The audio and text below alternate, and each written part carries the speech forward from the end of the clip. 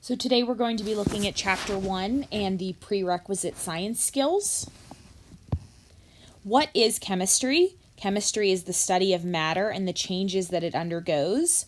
We call chemistry the central science because it is the branch off for a lot of different types of sciences. You can see them all around here. Now, we will be utilizing the scientific method for a lot of different problems throughout this semester. The scientific method is a systematic approach to problem solving, and it always starts out by defining a problem, and that is usually seen from observations. You form a hypothesis, and then to prove or disprove your hypothesis, you perform experiments. Through the collection of data, you may be collecting quantitative data, which involves numbers, okay? Or qualitative data, which is maybe color or something you smell or something you hear. So quantitative involves some sort of numerical data, and the qualitative is non-numerical. And then from that experiment and from that data, you can then write a theory or a law. We're going to be talking about and calculating and performing a lot of measurements in this course. And just to review, a measurement requires the use of an instrument and must have a unit. For example, we're going to be working with the metric system in this course, meters, centimeters, kilometers, things like that. We're also going to be talking about how every measurement has a form of uncertainty, meaning if I measured it or if you measured it, we may get something a tiny bit different. So let me show you what I mean by that. Let's say we're looking at two rulers. We have ruler A and we have ruler B, and we are working with the same metallic solid here. And so what you're doing when you want to make a measurement in chemistry class is you want to go one place past what you can see. Okay, so let's focus in here. So I can see the 4 and I can see the 5. So this metallic object is between 4 and 5. So it is 4 point, and then my guesstimated digit is going to be a 3. Okay, now your digit could be a 2 or a 4, but that is the uncertainty decimal. But everyone should be getting the 4 point because that is very certain. Now, the unit for this is then going to be centimeters because all good measurements include a unit. Now, we have ruler B, and if I focus in on ruler B, I can see that it is also 4 point, and I can see the 0.1 and the 0.2, so it's between 0.2 and 0.3, so I'm going to go ahead and put a 0.2. Now, the uncertainty decimal then comes when I'm guesstimating where it is in between. I'm going to say a 6 after this. And so therefore, again, we would all have the 4 and the 0.2, but the 6 is what could be different between all of us. Okay, so that is considered our uncertainty decimal in this measurement. Now, which ruler is more precise? It is obviously going to be ruler B because it has a lot more precise measurements, and our measurement has more decimal places. In this class, we're going to be doing a lot of mass and volume measurements. In the class, we'll be working with a balance. Balances are not affected by gravity, and the unit for balances are grams. So you'll see that when we go into the lab. Now, a little tip, whenever you're writing something from a balance, you want to write always every single digit that you see. Okay, so if it is shown on the balance, you will be writing it on your data sheet. You do not round from a balance. You'll be doing some volume measurements as well. You will be using a graduated cylinder. You'll be using a beaker often. You may use a burette at the end of the semester, or a pipette, or even a volumetric flask. The main one here being a graduated cylinder.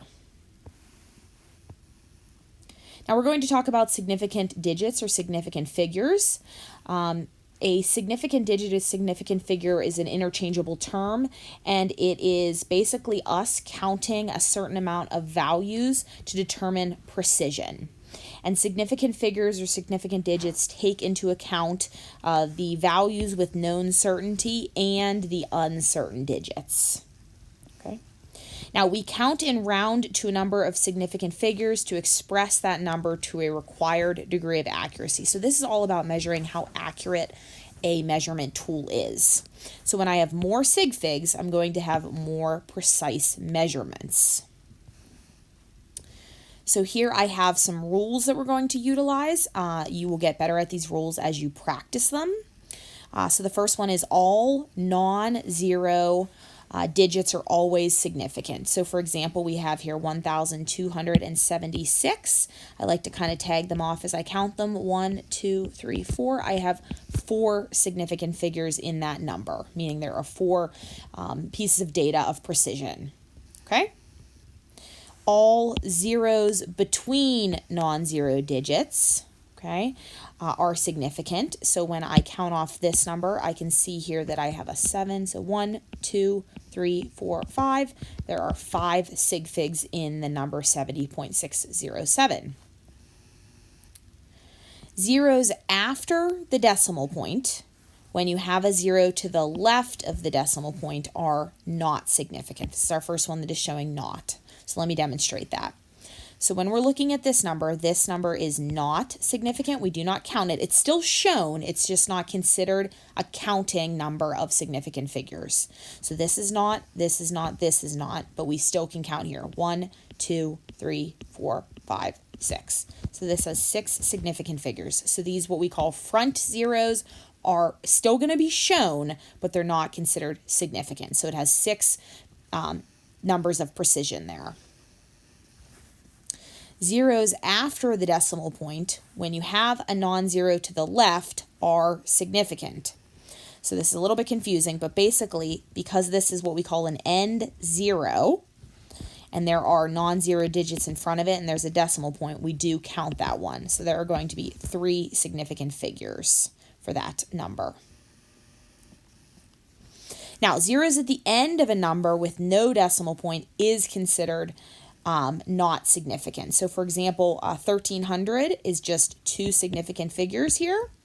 I do want to show you that if it was 1,300 with a decimal point here, that would be 4 sig figs. Okay, so that decimal point really makes all the difference.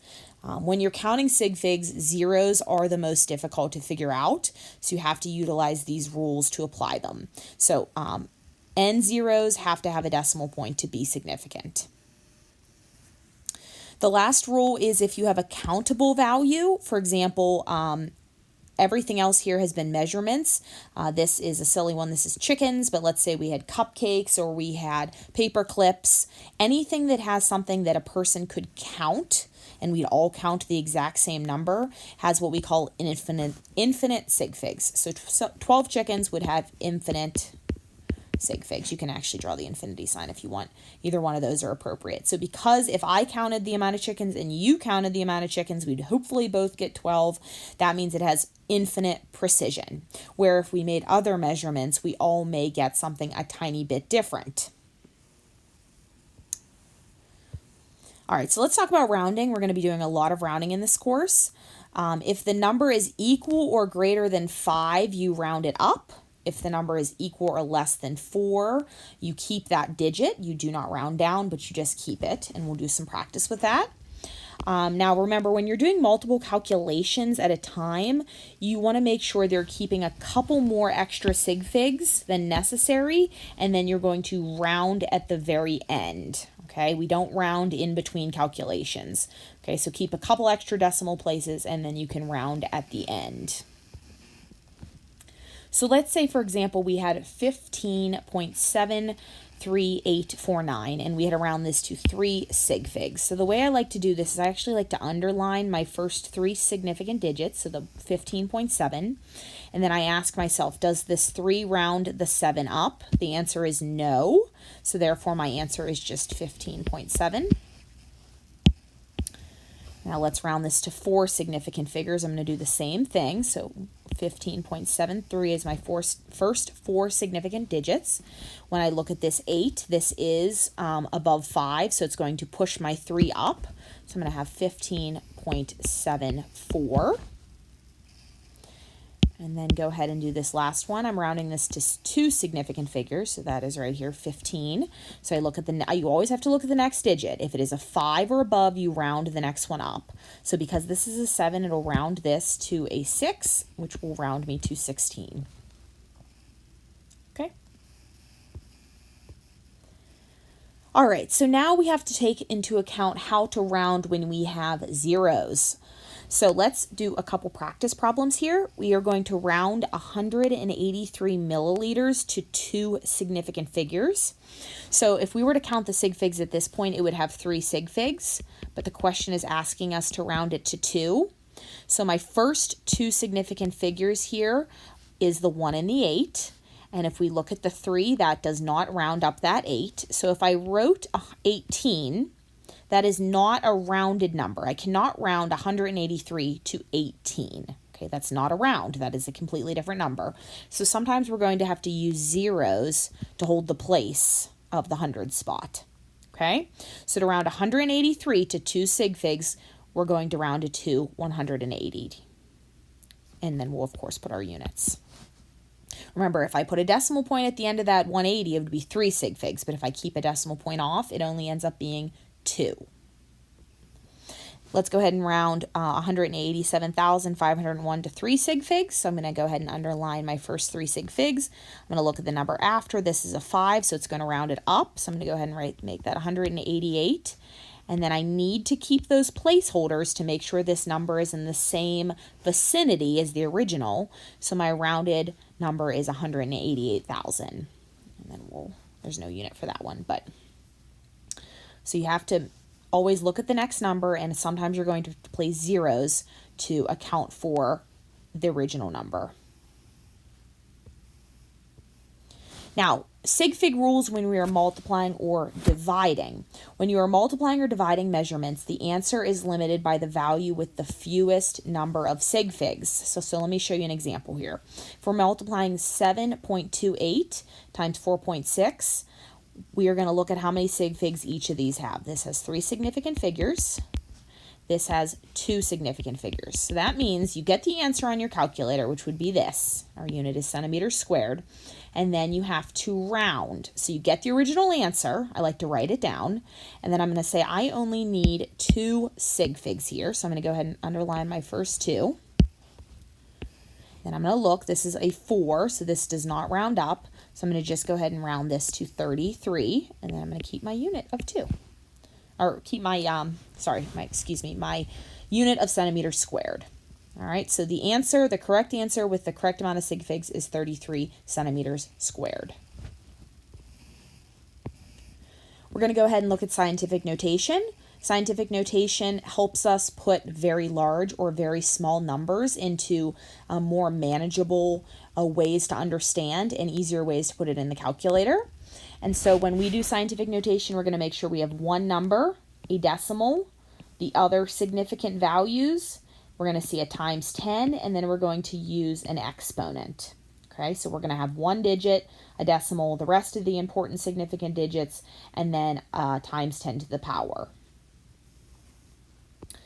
I like to think of it in terms of having a positive exponent means that the number is above 1.